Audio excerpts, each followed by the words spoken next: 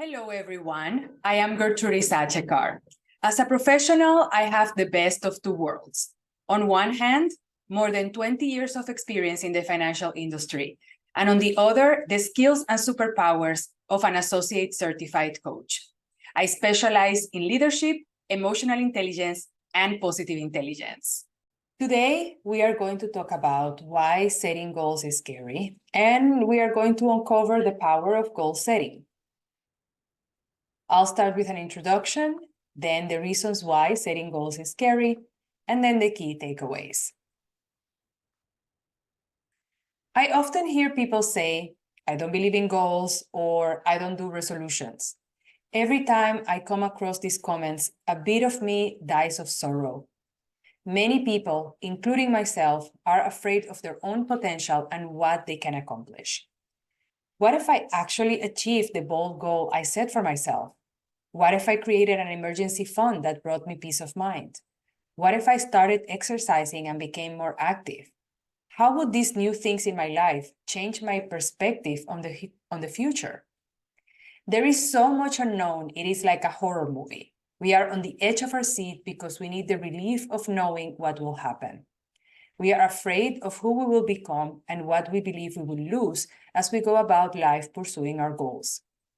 For example, if I'm trying to save money, then I would not go out every night with my friends, and they may eventually stop inviting me. If I start exercising regularly, I will not be able to stay up late watching the 11 o'clock news. And if I don't do that, then who am I? We know that the journey to achieving any goal will change us, and we fear that transformation. We may not be ready to become that next version of ourselves. So what are the reasons specifically why setting goals is scary? We're going to look at 4 of them. The first one is that we have not learned how to do it yet.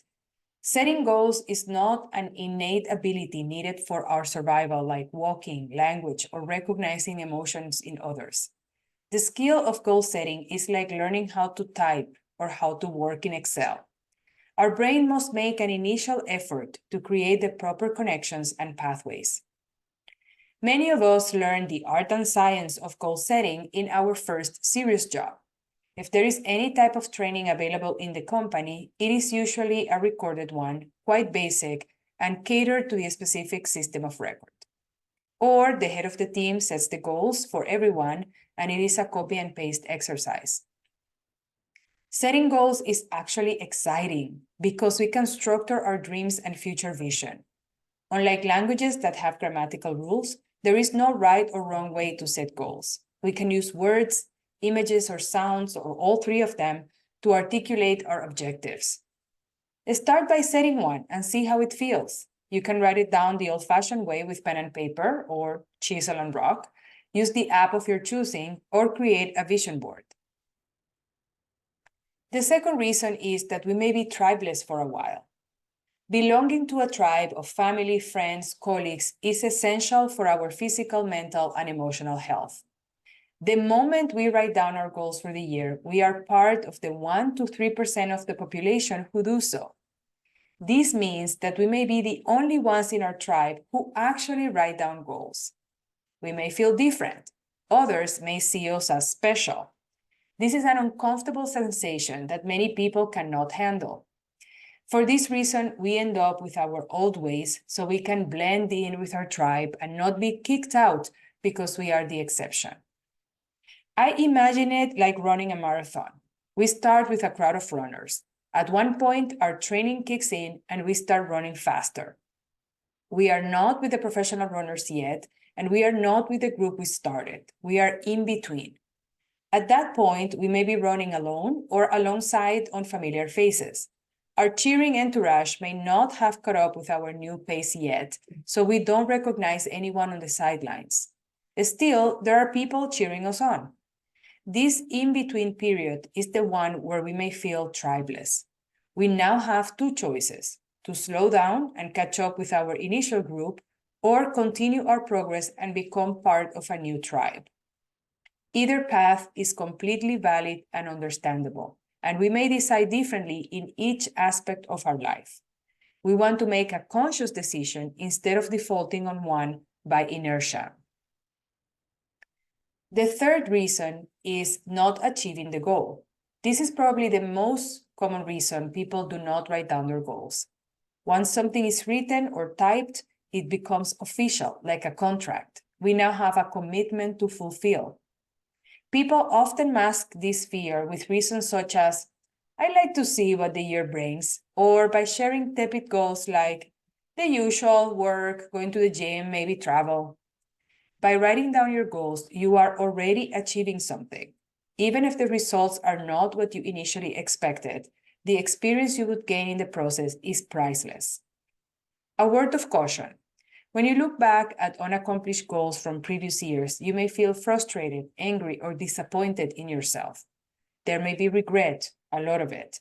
At that point, you may be wondering, why did I write this? It would feel like having a permanent record of your failure. This is quite normal, and most people go through these emotions. Thankfully, they are temporary. Ride the wave. Use them to determine or reaffirm what truly matters to you. Take a deep breath, dust off those old goals, and give them another try. The last reason why setting goals is scary is achieving the goal. So I previously wrote how people are equally, if not more, afraid of success than failure. Similar to the fear of not achieving the goal, attaining our objective is uncharted territory. We don't know what is at the peak of the mountain. We may be disappointed or excited or feel pressure to accomplish even more. My favorite definition of success is the one from John Maxwell. Success is knowing your purpose in life, growing to reach your maximum potential, and sowing seeds that benefit others. The process, journey, path, and the impact we create are the key elements for our goals. The results serve as markers to determine our direction, assess our progress, and consider any necessary updates to our destination. Setting goals helps us prioritize our daily activities.